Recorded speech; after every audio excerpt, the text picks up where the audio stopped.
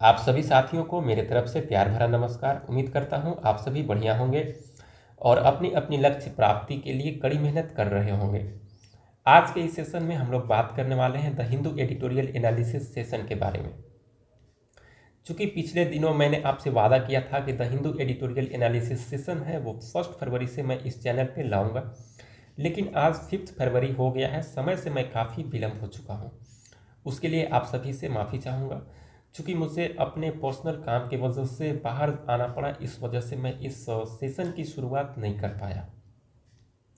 लेकिन एक नई जोश और ऊर्जा के साथ इस सेशन की शुरुआत की आज मैं घोषणा करता हूँ। कल से आप सभी साथियों को the Hindu editorial analysis session है वो एक नई जोश, ऊर्जा और एक नई दिशा में देखने को मिलेगा। दोस्तों, अक्सर जब हम किसी भी नए काम को करने जाते हैं ना, तो उस काम से रिलेटेड हमारे मन में बहुत सारे क्वेरीज आते हैं, बहुत सारे क्वेश्चंस आते हैं कि आखिर हम इस काम को क्यों कर रहे हैं, इससे हमारा बेनिफिट क्या होने वाला है। तो ठीक उसी प्रकार से जब हम द हिंदू न्यूज़पेपर का जो एडिटोरियल सेक्शन है उसको जब हम डिस्कस करने जा रहे हैं, उसको जब हम पढ़ने की शुरुआत करने जा रहे हैं, तो आपके भी मन में बहुत सारे क्वेरीज आए होंगे कि आखिर इतना एडिटोरियल क्यों पढ़ाया जाता है, सब लोग क्यों एडिटोरियल पढ़ते हैं। ठीक है, तो आज हम डिस्कस करेंगे कि एडिटोरियल पढ़ना हमारे लिए इम्पोर्टेंट क्यों है और क्यों हमें एडिटोरियल पढ़ना चाहिए और किस न्यूज़पेपर की एडिटोरियल हमें पढ़ना चाहिए। ठीक है, तो पहले हम डिस्कस कर लेते हैं कि विच न्यूज़पेपर एडिटोरियल इज इम्पोर्टेंट। तो देखिए, किसी भी न्यूज़पेपर की एडिटोरियल आप पढ़ें, हर न्यूज़पेपर की एडिटोरियल इंपॉर्टेंट होती है। हिंदू के लिए बहुत सारे लोगों का डिमांड होता है, इसलिए हम द हिंदू एडिटोरियल ही डिस्कस कर रहे हैं। ठीक है, तो एक बात क्लियर हो गया कि हम जो डिस्कस करने वाले हैं वो द हिंदू एडिटोरियल डिस्कस करने वाले हैं। ठीक है, और बात रही इस चीज़ की कि why Hindu editorial is important for us, या why should we read Hindu editorial. Hindu editorial हमारे लिए क्यों महत्वपूर्ण है, या फिर हमें हिंदू एडिटोरियल क्यों पढ़ना चाहिए। तो देखिए, किसी भी काम को हम करते हैं तो उसका कुछ ना कुछ बेनिफिट होता है। तो द हिंदू एडिटोरियल हम पढ़ रहे हैं यानी कि उसका भी कुछ ना कुछ बेनिफिट होगा। तो उसका बेनिफिट्स को हम देख लेते हैं। तो बेनिफिट्स ऑफ रीडिंग एडिटोरियल। ठीक है, तो एडिटोरियल पढ़ने का हमारा जो बेनिफिट होता है वो क्या होता है। तो पहला जो एडिटोरियल होता क्या है पहले ये जानिए।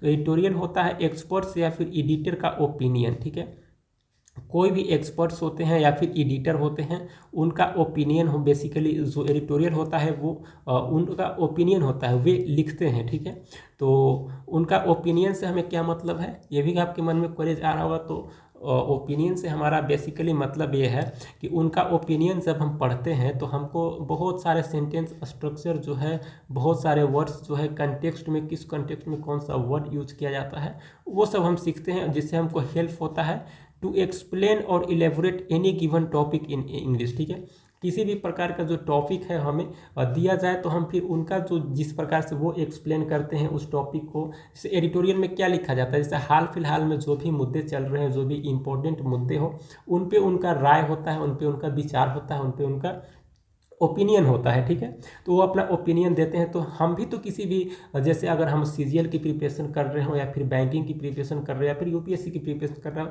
या किसी भी प्रकार के जो एग्जामिनेशन है जिसमें इंग्लिश लैंग्वेज टेस्ट होता है उसका प्रिपरेशन कर रहे हो, तो वहाँ हमें डिस्क्रिप्टिव पेपर आता है। तो मान लीजिए कोई आपको गिवन टॉपिक है और आपको एक्सप्लेन करना है इंग्लिश में, तो जब आप एडिटोरियल को पढ़ रहे होते हैं, जब पढ़ने के क्रम में आप सीखते हैं कि किसी भी टॉपिक को किस प्रकार से एक्सप्लेन करना है। तो पहला तो आप एक्सप्लेन करना सीखते हैं, एलेबोरेट करना सीखते हैं किसी भी गिवन टॉपिक को इन इंग्लिश में। ठीक है, तो ये आपका एक बेनिफिट हो गया। ठीक है, दूसरा हमारा सबसे इम्पोर्टेंट पॉइंट जो है वो है लैंग्वेज।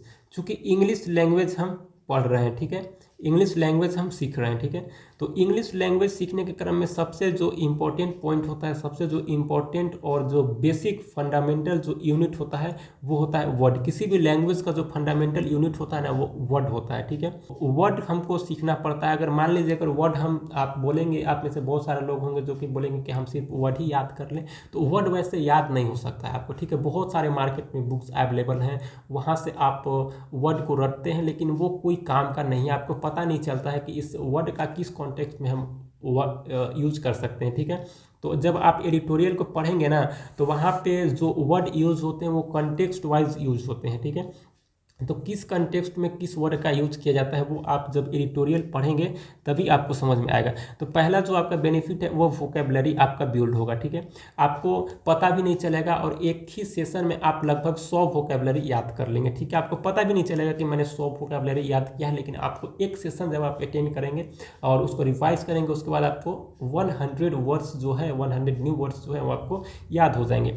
उसके बाद होता है ग्रामर। देखिए किसी भी जब लिखा हुआ है तो वहाँ तो ग्रामर का यूज हुआ ही है, तो आप ग्रामर स्ट्रक्चर भी समझ पाएंगे कि जो इंग्लिश स्ट्रक्चर है ग्रामेटिकली पॉइंट ऑफ व्यू से आप उसको समझते हैं। उसके बाद आप रीड करते हैं, जो कॉम्प्रिहेंशन जो दिया होता है, जो पैराग्राफ दिया होता है, जो लिखा होता है उसको आप रीड करते हैं, ठीक है। तो रीडिंग करने के दौरान आप अंडरस्टैंड भी करते हैं, कुछ कुछ चीज़ आप अंडरस्टैंड करते हैं तो धीरे धीरे ही सही लेकिन आपकी अंडरस्टैंडिंग जो है वो बिल्ड होने लगती है, ठीक है।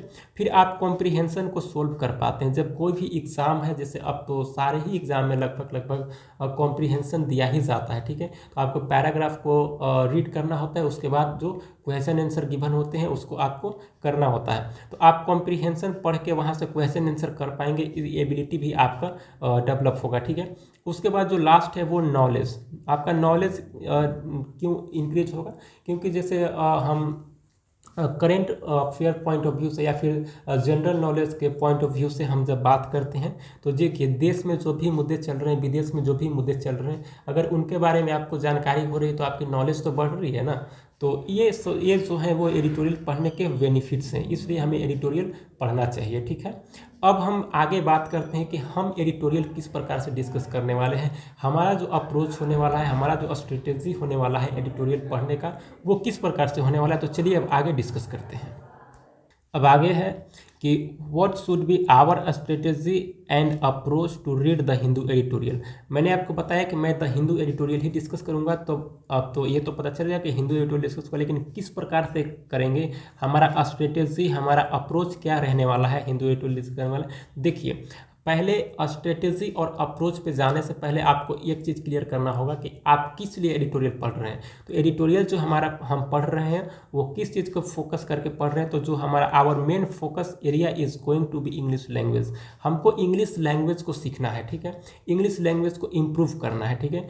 We have to learn and improve our English through editorial. हमारा जो इंग्लिश है उसको इम्प्रूव करना है, उसको एक बेटर लेवल पे ले जाना है एडिटोरियल के थ्रू, तब हम एडिटोरियल पढ़े। तो हमारा जो अब पता चल गया कि जो हमारा मेन फोकस एरिया है वो इंग्लिश लैंग्वेज, यानी कि हम लैंग्वेज सीखना चाहते हैं, इंग्लिश को सीखना चाहते हैं, ठीक है। तो हम जो एडिटोरियल डिस्कस करने वाले हैं वो इंग्लिश लैंग्वेज को सेंटर में रख के करने वाले हैं, यानी कि इंग्लिश लैंग्वेज पे हमारा मेन फोकस जो होने वाला है वो इंग्लिश लैंग्वेज, यानी कि इंग्लिश सीखने पे हमारा ज़्यादा फोकस होने वाला है, ठीक है। तो अब हम बताते हैं कि किस प्रकार से हम एडिटोरियल को स्टेप बाय स्टेप डिस्कस करेंगे। सबसे पहले हम एक जो डेली जो आर्टिकल होते हैं, जो एडिटोरियल आर्टिकल होते हैं, उसमें से एक एडिटोरियल आर्टिकल जो है उसको हम पिक करके लाएंगे आपके लिए। तो we will discuss daily one article. Daily हम सिर्फ एक आर्टिकल ही डिस्कस करेंगे, ठीक है। एडिटोरियल में बहुत सारे आर्टिकल्स लिखे होते हैं, 3 4 5 आर्टिकल्स लिखे होते हैं, उनमें से हम कोई भी एक जो आर्टिकल्स जो ज़्यादा इंपॉर्टेंट होगा वो हम आपके लिए पिक करके लाएंगे। और जो भी उसमें डिफ़िकल्ट वर्ड्स, जो भी डिफ़िकल्ट वोकैबुलरी होंगे उसको हम पहले डिस्कस कर लेंगे। पहले डिस्कस करने से ये होगा ना कि मान लीजिए कि एडिटोरियल में 100 वर्ड्स या फिर 50 वर्ड्स, जितने भी न्यू वर्ड्स आए हुए हैं, डिफ़िकल्ट वर्ड्स, उन सबको हम पहले डिस्कस कर लेंगे। तो जब हम पैराग्राफ पढ़ेंगे तो एक बार तो हम वर्ड से गो थ्रू हो चुके हैं, तो वो वर्ड्स हमें उस टाइम पे याद रहेंगे, तो हमें जो पैराग्राफ जो पढ़ने में ज़्यादा समझ में आएगा, ठीक है। तो जो भी डिफ़िकल्ट वर्ड्स रहेंगे उनको हम पहले डिस्कस कर लेंगे, जो भी इडियम्स फ्रेजेस आएंगे उनको हम पहले डिस्कस कर लेंगे, वन वर्ड सब्स्टिट्यूशंस जो रहेंगे OWS उनको हम पहले डिस्कस कर लेंगे। यानी कि जितने भी हमारे वोकैबुलरी होंगे वो हम पहले डिस्कस कर लेंगे। जितने भी पैराग्राफ में एडिटोरियल पढ़ने के दौरान जो भी न्यू वोकैबुलरी आएंगे उनको हम पहले डिस्कस कर लेंगे। उसके बाद हम सेंटेंस स्ट्रक्चर के साथ साथ पैराग्राफ को हिंदी एक्सप्लेनेशन करेंगे। सेंटेंस स्ट्रक्चर कहने का क्या मतलब है? तो सेंटेंस स्ट्रक्चर कहने का ये मतलब है कि देखिए सेंटेंस, जब हम कोई भी सेंटेंस होता है तो सेंटेंस में कई पार्ट या पुर्जे होते हैं, ठीक है। जैसे पार्ट्स ऑफ स्पीच होता है, ठीक है। उसके बाद हम अगर एक क्लाउज कंपोनेंट की बात करें तो क्लाउज कंपोनेंट कौन कौन से होते हैं? तो पहला होता है आपका subject, verb, object, complement, adverbial, ठीक है। तो ये 5 जो होते हैं ना, ये क्लाउज कंपोनेंट होते हैं, ठीक है। तो सब्जेक्ट हो गया, ठीक है, ऑब्जेक्ट हो गया, वर्ब हो गया, कॉम्प्लीमेंट हो गया और एडवर्बियल हो गया, ठीक है। अगर आपको इन क्लाउज कंपोनेंट के अगर आप नहीं पहचान पाते हैं तो आप हमें कमेंट करके बताइएगा, हम एक सेपरेट वीडियो बना देंगे जिससे आपको एडिटोरियल को समझने में काफ़ी हेल्प होगी। क्योंकि जब हम ग्रामेटिकली पॉइंट ऑफ व्यू से स्ट्रक्चर, सेंटेंस स्ट्रक्चर को देखेंगे ना, तो उसमें हमको सब्जेक्ट को पहचानना जरूरी है, ऑब्जेक्ट को पहचानना जरूरी है, कॉम्प्लीमेंट को पहचानना जरूरी है, एडवर्बियल को पहचानना जरूरी है और वर्ब कंपोनेंट जो है उसको पहचानना हमें बहुत ज़रूरी है। ये सब को हम करते हुए, डिस्कस करते हुए आगे हम पैराग्राफ को फिर से हिंदी एक्सप्लेनेशन करेंगे, यानी कि हर पैराग्राफ को पहले हम देखेंगे कि किस प्रकार से इसमें ग्रामेटिकल यूज हुआ है, उसके बाद फिर इसका हम हिंदी एक्सप्लेनेशन करेंगे। और देखिए बहुत सारे एग्जाम में होता क्या है ना कि कॉम्प्रिहेंशन दे दिया जाता है, पैराग्राफ दे दिया जाता है, उसके बाद उससे क्वेश्चन आंसर करना है। तो हम यहाँ लास्ट में क्वेश्चन आंसर भी करेंगे, जो भी पैराग्राफ हम डिस्कस करेंगे उससे रिलेटेड हम 5 या 4 या 5 क्वेश्चन लाएंगे, उस फिर क्वेश्चन को लास्ट में हम डिस्कस करेंगे। उसके बाद आपको इस पैराग्राफ को हमारा जो एडिटोरियल है वो समाप्त होगा। उसके बाद मैं आपको एक जो वर्ड है वो होमवर्क में दूंगा। इस प्रकार से हमारा जो एडिटोरियल है वो होने वाला है। तो पहले हम क्या करेंगे, तो कोई भी एक एडिटोरियल का जो आर्टिकल है उसको डिस्कस करेंगे, ठीक है। एक एडिटोरियल पिक करके लाएंगे, उसको डिस्कस करेंगे। डिस्कस कैसे करेंगे, तो पहले जितने भी उसमें डिफ़िकल्ट वर्ड्स आएंगे, डिफ़िकल्ट इडियम एंड फ्रेजेस आएंगे, difficult word one word substitution आएंगे, उनको हम पहले ही डिस्कस कर लेंगे, ठीक है। सेंटेंस स्ट्रक्चर जितने भी होंगे उनको हम डिस्कस करेंगे ग्रामेटिकली पॉइंट ऑफ व्यू से, कौन सब्जेक्ट है, कौन ऑब्जेक्ट है, कौन वर्ब है, कौन कॉम्प्लीमेंट है, कौन एडवर्बियल है, कहाँ पे किस प्रकार से नाउन फ्रेज का कहाँ यूज हुआ है, सब्जेक्ट के रूप में कौन काम कर रहा है, ऑब्जेक्ट के रूप में कौन काम कर रहा है, वर्ब कॉम्पोनेंट कौन है, कॉम्प्लीमेंट कौन है, एडवर्बियल कौन है। तो इस प्रकार से हम पूरे पोस्टमार्टम करके लाएंगे, ठीक है। इस शो का हम नाम ही रखे हैं एडिटोरियल पोस्टमार्टम सेशन, ठीक है, एडिटोरियल पोस्टमार्टम सेशन। तो पूरे सेंटेंस को ना हम पोस्टमार्टम करेंगे, ठीक है। तो पहले तो हम बस जो बिगिनर्स के लिए जो हम बना रहे थे उसमें सिर्फ हम हिंदी को बताते थे, ठीक है, और बीच बीच में वर्ड्स को बताते थे। लेकिन जब हम एडिटोरियल को पढ़ा रहे हैं तो एक यूनिक वे में पढ़ाएंगे और इस प्रकार से पढ़ाएंगे कि पूरे वर्ड, पूरे जो सेंटेंस है उनको एक एक वर्ड को हम बताएंगे कि कौन सा वर्ड्स का कौन सा फंक्शन है, ठीक है। तो हर एक चीज़ यहाँ पे आपको मिलने वाला है। आप अगर हमारे साथ बने रहेंगे तो एक बार तो क्या, तो मैं आपको विश्वास दिलाता हूँ कि कुछ करें या ना करें लेकिन आपका इंग्लिश जो है वो बहुत अच्छा हो जाएगा ग्रामेटिकली पॉइंट ऑफ व्यू से, ठीक है। उसके बाद फिर हम लास्ट में क्वेश्चन आंसर इसके करेंगे हिंदी एक्सप्लेनेशन करने के बाद। चूँकि बहुत सारे एग्ज़ाम्स जो हैं वो एसएससी हो गए या फिर बैंकिंग हो गए या फिर यूपीएससी हो गए, तो में डिस्क्रिप्टिव पेपर आता है और किसी भी टॉपिक पे एक्सप्लेन करना होता है, तो वो सारा चीज़ तो हमारा यहाँ पे बिल्ड होगा ही। उसके साथ साथ हम पैराग्राफ को क्वेश्चन आंसर भी करेंगे जिससे हमें कॉम्प्रिहेंशन सोल्व करने का जो एबिलिटी है वो बिल्ड होगा, ठीक है।